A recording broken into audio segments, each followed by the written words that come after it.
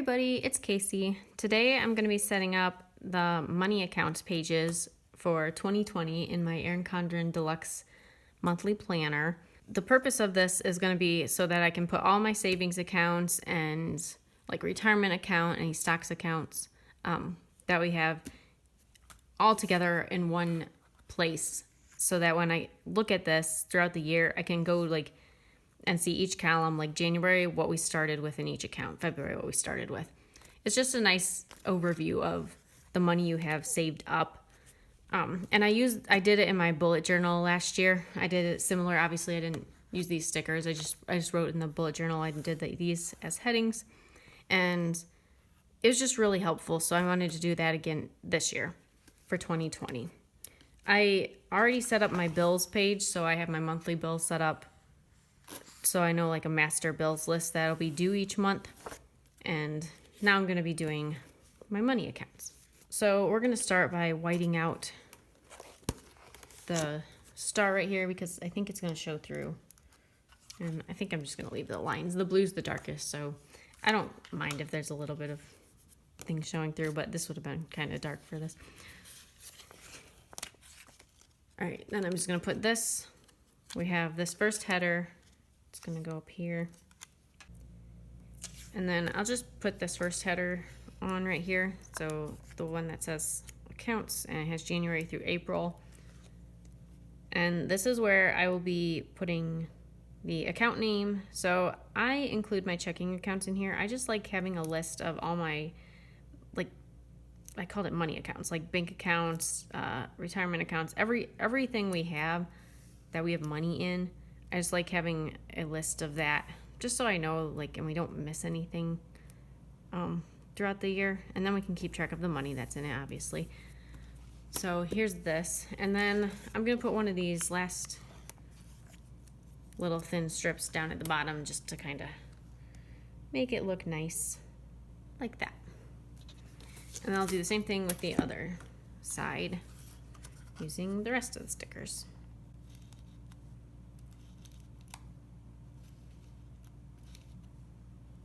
Now for this, I don't total the money in each account up.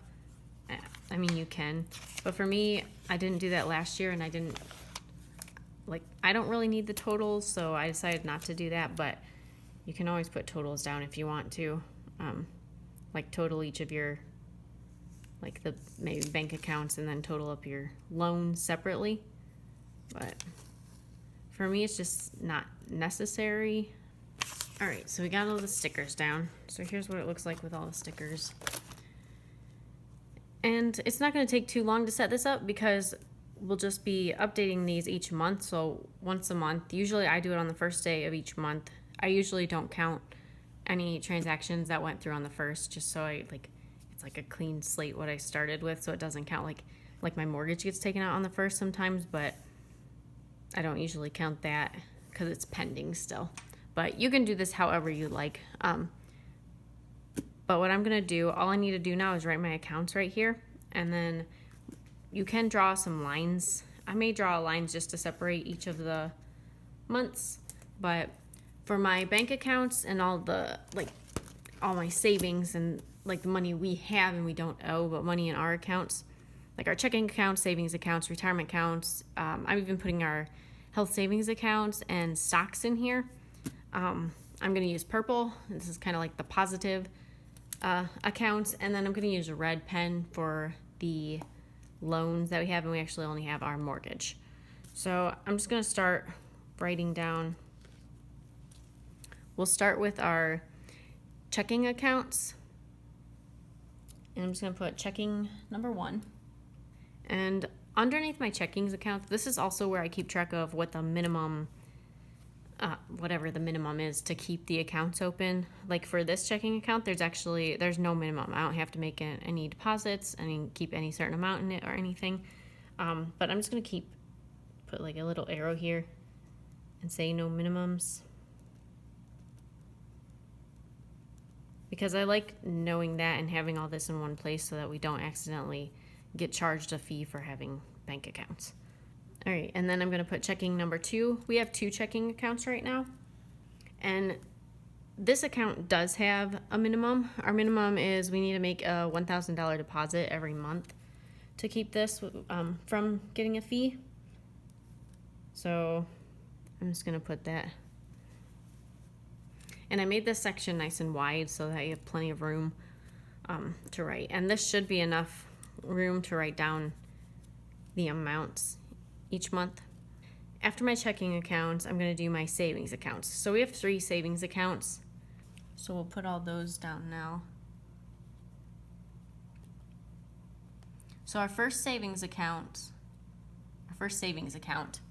is our main savings. This is like emergency savings, or if anything major happened, like we're kind of expecting our furnace and air conditioning to be replaced in the next couple years, because since they're like 20 years old, we'll take it out of there so it doesn't affect our what we're getting in, the money we're bringing in each month. Or like if one of us didn't get, like, lost our job or something, we just have the extra money in there for that. That's what this savings account's for. And this one has no minimums and no fees or anything. And then we have savings account number 2. The second savings account is actually, we're not really using this one right now, and we only opened it because when we did our refinance, if we had a checking account open with them and a savings account, we'd get a lower percentage interest, like a lower interest rate for our mortgage. So that's why we have that. Right now, all we have in it is, my husband plays cricket, and what we have in there right now is just the funds. He's like the manager right now. So this is actually not even our money, it's money for the team, but it's off season right now, so it's just kind of sitting in there. So that's why we're just keeping it in savings. I'm not sure what we're gonna do next, like late spring when they start again, but for now that's all that's in there, and that's what that's for. It's not really anything for us. But there is a minimum balance of $200. All right, and then we actually have one more savings account. It's technically a savings account, but we're not using it as a savings account really. So this is actually an Indian bank account. So it's for India. And there's actually 2 accounts in this, but I just include them as one. And we have a minimum of, I think it's 10,000 rupees in this. So let's see if I can write the rupee symbol.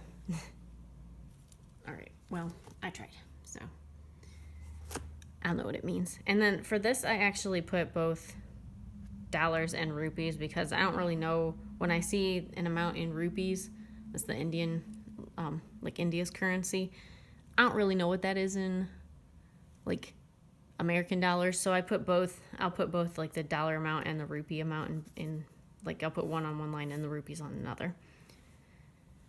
Okay, so that's all of my savings. Now what I'm going to do my HSA account, our health savings account. I think I'll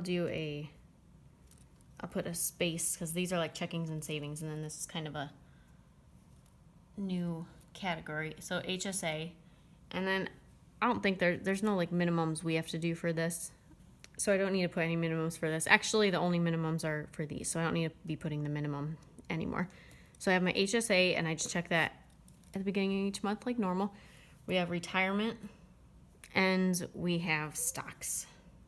And this, what's also nice about this is that at either the very end of the month or the very beginning of the month, I can look and see, kind of do a little review of what all our accounts like look like how much is in retirement, stocks, and our savings account. And then we can adjust if we have to, how much we're putting in, like through all of these are through my husband's work. So we can increase the amount we put in.